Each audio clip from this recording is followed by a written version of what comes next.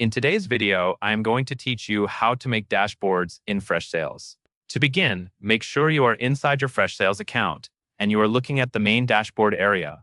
This is the place where you can view performance at a glance, track activity, and keep an eye on key sales metrics. Along the top of the dashboard page, you will see a section with tabs.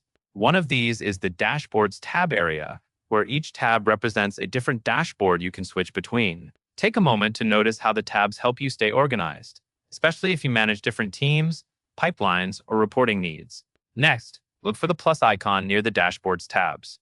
This plus icon is the control you will use to create a new dashboard.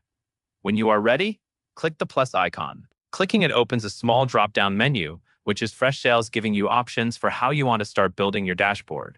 In the drop-down, you will select a report. Reports are the building blocks of dashboards in Freshsales, because the dashboard is essentially a visual space that displays reporting data in an easy-to-scan format. When you pick a report here, you are choosing what information the new dashboard will be based on. Choose the report that matches the goal of your dashboard, such as tracking deals, monitoring sales activity, or reviewing results over a certain period. If you have multiple reports with similar names, slow down and confirm you are selecting the correct one, because this choice determines what appears in the dashboard after it is created.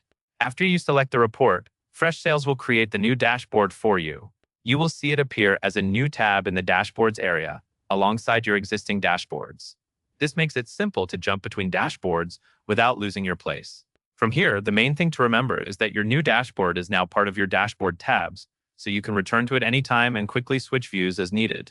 And that is all there is to it.